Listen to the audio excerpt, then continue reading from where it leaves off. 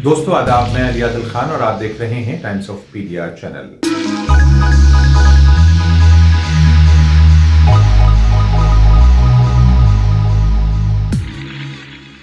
उत्तर प्रदेश में होने वाले असेंबली चुनावों के आज के पोल का एक जायजा लेकर हम हाजिर हैं। आप जानते हैं कि गोवा और उत्तराखंड में भी चुनाव संपन्न हो गए।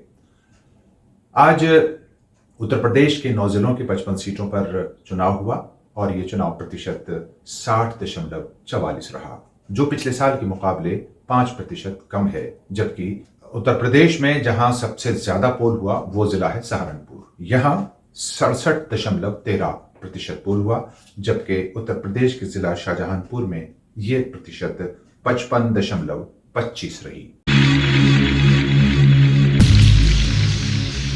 2017 में जब इन 55 सीटों के लिए चुनाव हुआ था तो उसमें से 38 सीटों पर बीजेपी ने कब्जा किया था, जबकि 15 सीटों पर समाजवादी विजयी हुई थी और 2 सीटें कांग्रेस को भी मिली थी। इसमें एक खास बात यह है कि जो समाजवादी को 15 सीटें मिली थी उसमें से 10 मुस्लिम प्रत्याशी विजयी हुए थे।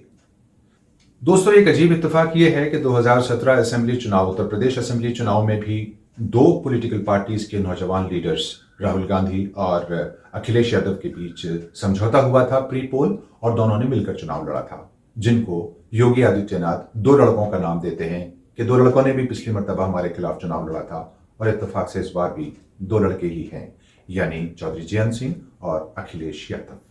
लेकिन अखिलेश यादव और जयंत चौधरी की तरफ से योगी आदित्यनाथ को भारी चुनौती दी गई है। 2 मुद्दों पर चुनाव हुआ, किसान आंदोलन यानी किसान की नाराजगी और दूसरे चीजों की बढ़ती हुई कीमतें। ये दोनों बुनियादी आधार थे। लोकतंत्र के इस पर्व में यूं तो सभी बढ़ चढ़कर हिस्सा लेते हैं, लेकिन किसान लोग अपने खेतों से पानी लगाते हुए, खेतों को पानी देते हुए वोट डालने पहुंचे। लोगों का इस पर्व के तय अपना जज्बा साफ झलक रहा था। अब ये अलग बात है कि ये वोटर किसी प्रत्याशी के हक में थे या फिर राष्ट्र को अपना वोट समर्पित करने में ज्यादा दिलचस्पी रखते थे। ये एक पहलू है। हमारे सहयोगी तारिक पंछी की ये रिपोर्ट। विधानसभा समिति 2022 में मतदान करने के लिए आज आप यहाँ पर अपने बूथ पे मतदान किया आपने, कैसा महसूस कर रहे हैं आप? बहुत अच्छा महसूस कर रहे हैं। हमने राष्ट्र को समर्पित किया है अपना मत। कहाँ से आ रहे हैं आप? हम अपने खेतों में काम करके आ रहे हैं। हमने राष्ट्रीय मतदान करने के बाद अपने खेतों में गए। अपना ये मतदान करने का एक फर्ज है। बढ़ चढ़ के हिस्सा मतदान में लिया है, तो क्या चाहते हैं आप? सर, हमने मतदान कर दिया। हमें इससे कोई मतलब नहीं, सरकार किसी की भी आए, चाहे भले कोई भी सरकार बने। हमें तो ये है कि किसान का भला हो, गरीब मजदूर का भला होना चाहिए और खुशहाली, देश की खुशहाली होनी चाहिए। आप कहाँ से आए? मतलब रामपुर शहर से हो क्या आई हैं? वो आपसे ही कैसे कह देंगे क्या विकास हुआ है? मैं तो आपसे कह रहा हूँ, आप भी तो रामपुर आई होंगी, सड़क से आई होंगी, आपने सड़क देखी, आपने डिवाइडर्स देखे होंगे, आपने डेवलपमेंट देखा होगा। मैं तो आपसे ये कहूँगा कि आप अपने कैमरामैन को लेकर जाइए और रामपुर की सड़कें दिखाइए। और हर जगह जहाँ कहीं पर भी विकास हुआ है, ये जहाँ कहीं पर भी कुछ बना है, उस पर किसके नाम का पत्थर है, ये मेरे ख्याल से अगर आप दिखाएंगे तो जवाब मिल जाएगा। आखिरी फर्जी आंसू हैं, इसका असर पब्लिक। अखिलेश यादव आकर यहीं पे ये सारी बड़ी बातों का जिक्र करते हैं। अखिलेश यादव कहते हैं कि जुल्म हुआ है, सलाखों के पीछे भेज दिया गया, फर्जी केसेस हुए हैं। अखिलेश यादव जी की सरकार में जब यहाँ पर लोगों के घर तोड़े जा रहे थे तब अखिलेश यादव जी कुछ बोले नहीं। जब यहाँ से लोग उनके पास गए तो उन्होंने कहा रामपुर उत्तर प्रदेश में नहीं आता। क्योंकि आप हैदर अली हैं, आप वो मुस्लिम चेहरा है जिसको बीजेपी तो नहीं, एनडीए कैंडिडेट बनाया गया है, तो उस हिसाब से आपको देखा जा रहा है। देखिए, it's my honour and privilege that I am a part of this party and this alliance. And Lucknow में क्या हो क्या नहीं हो, इतना जरूर पक्का है कि लखनऊ में सरकार हम बना दें। रामपुर से सटे मुरादाबाद जिले के भी हालात को हमने जानने की कोशिश की और हमारे संवाददाता बब्बू खान ने वहां कुछ चुनाव विशेषज्ञों से बात करके जाना, तो उन्होंने कहा, आज का जो चुनाव हुआ जी, उसमें सबसे बड़ी बात है कि अपने अपने हिंदू बहुल क्षेत्रों में बीजेपी को पड़ा है जी, मुस्लिम क्षेत्रों में सपा को पड़ा है जी जी। अच्छा, दोनों के बारे में ये नहीं कह सकते कि आगे कौन जाएगा। अच्छा, क्योंकि मतदाता चुप रहता है ऐसे टाइम पे। इन 2 चरणों में गन्ना किसान बेल्ट का लगभग इलेक्शन जो है वो पूरा हो चुका है। आगे अब जो चरण आ रहे हैं उसमें आलू किसान बेल्ट का एरिया आने वाला है। तो आपको क्या लगता है कि जिस तरह से गन्ना किसान बेल्ट में कुछ बीजेपी से नाराज था, आगे आलू किसान बेल्ट का रुख भी कुछ बीजेपी के कुछ खिलाफ लग रहा है कि होगा? किसान नाराज भले ही है जी जी लेकिन जो सरकार ने इसको उनको सुविधाएं दी हुई हैं जी इलेक्शन के मौके पे जी, उससे वो बच नहीं सकता क्योंकि वो विरोध में नहीं जाएगा क्योंकि उसको सुविधाएं मिल रही हैं। ऐसे ही आलू बेल्ट वाला जो किसान है वो भी विरोध में नहीं जाएगा। आपको क्या लगता है कि आगे के चरण में बीजेपी की राह आसान रहेगी या कांटों भरी होगी? बीजेपी की राह आसान नहीं रहेगी, कांटों भरी रहेगी। एक और सवाल हम आपसे ये करना चाह रहे थे कि क्या आज दूसरे चरण की वोटिंग में जो हवा का रुख है, क्या आप बता सकते हैं किस तरफ होगा? हवा का रुख लगभग बराबर ही है, दोनों तरफ लगभग बराबर ही है, क्योंकि अपने अपने क्षेत्रों में हर एक क्या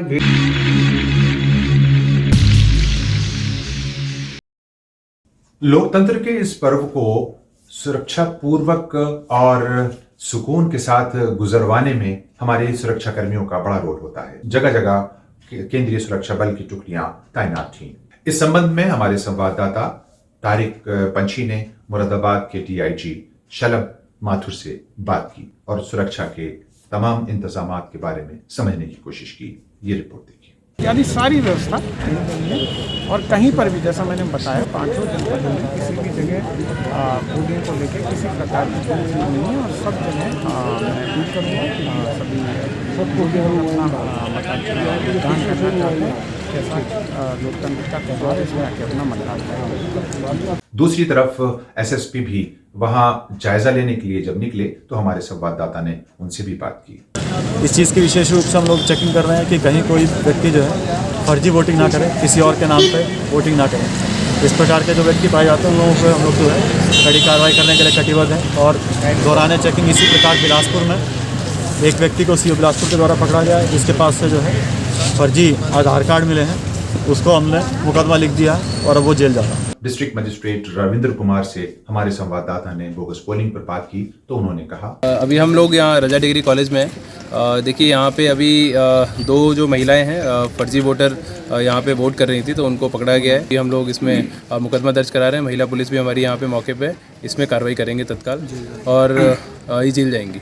तो रामपुर में जहां एक तरफ बोगस पोलिंग की ये रिपोर्ट थी, वहां दूसरी तरफ लोगों की ये भी शिकायत थी कि क्या समस्या आई बुजुर्गों को यहाँ वोट डालने में? ये 35 विधानसभा चमरऊ में एक रबर लगाव पड़ता है। 50 साल से वोटिंग करते चले आए हैं।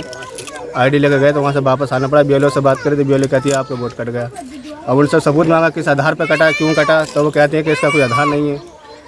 इसलिए अभी परेशानी पड़ रही है कि मुस्लिम वोट कटे हैं सारे जितने भी। DM साहब से बात करना चाहेंगे इस बात में, वोट क्यों कटा है इसका मतलब कोई उपाय तो होगा किस आधार पर। किससे शिकायत है आपकी? कहाँ BLO ने काटे वोट, सभी रमन्ने के गाँव को जितने भी वोट कटे BLO ने काटे हैं।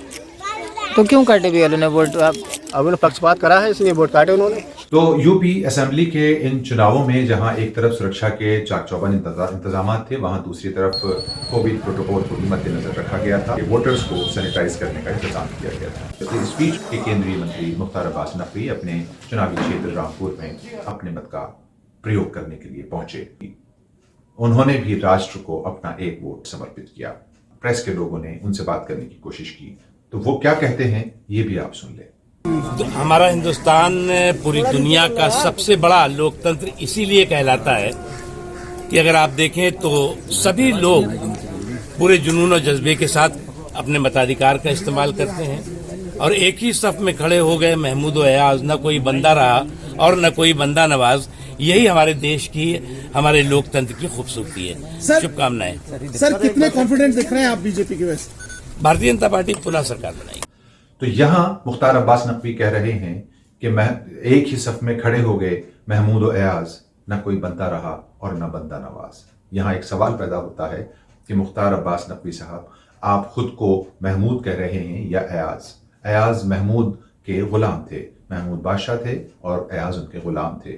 तो एक सफ में खड़े होने की बात आप शायद इस कतार की कर रहे हैं जिसमें आप भी खड़े हैं और रामपुर की आवाम भी। तो क्या आप गुलाम हैं या रामपुर की आवाम को आपने गुलाम कहा है? ये भी साफ कर देते तो अच्छा होता। बहरहाल यहाँ बात गुलाम और बादशाह की नहीं, बल्कि आज तो सिर्फ इस लोकतंत्र के पर्व की ही हम कर रहे थे। ये सारी वीडियो क्लिप्स हमको तारिक पंछी जी ने भेजी हैं। हम द पंछी हेडलाइंस का शुक्रिया अदा करते हैं कि उन्होंने आज के इस प्रोग्राम में हमारा ताउन किया। बहुत बहुत शुक्रिया। आपको ये हमारी रिपोर्ट कैसी लगी? अगर अच्छी लगी हो तो आपसे दरख्वास्त है कि टाइम्स ऑफ पीडिया को लाइक और शेयर करने के बाद सब्सक्राइब करने की मेहरबानी।